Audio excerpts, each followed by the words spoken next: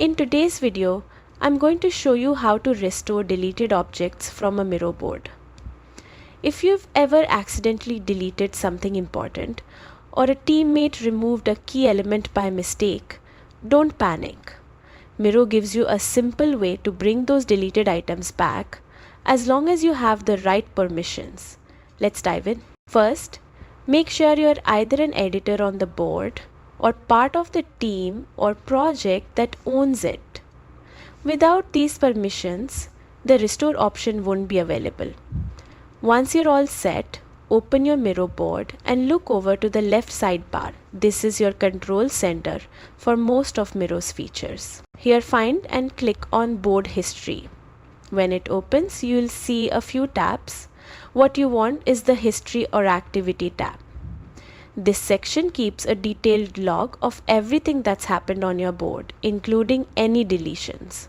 As you scroll through the activity list, look for entries labeled deleted. Each one represents an item that's been removed, along with a timestamp showing exactly when it happened. Once you find the object you want to recover, check the right-hand side of the entry. You'll see a restore icon.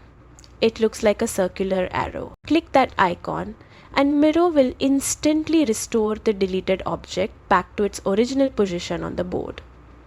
Your view will automatically zoom into that spot, making it easy to see the restored item in context. A quick tip: try to restore deleted objects soon after they're removed.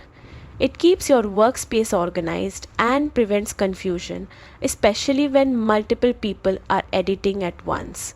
It's also a good habit to communicate with your team about critical items to avoid repeated deletions. And that's it, your deleted object is back, right where it belongs. By using Miro's board history, you can work confidently knowing that accidental deletions are never permanent. If you found this guide helpful, don't forget to like, subscribe, and leave a comment below.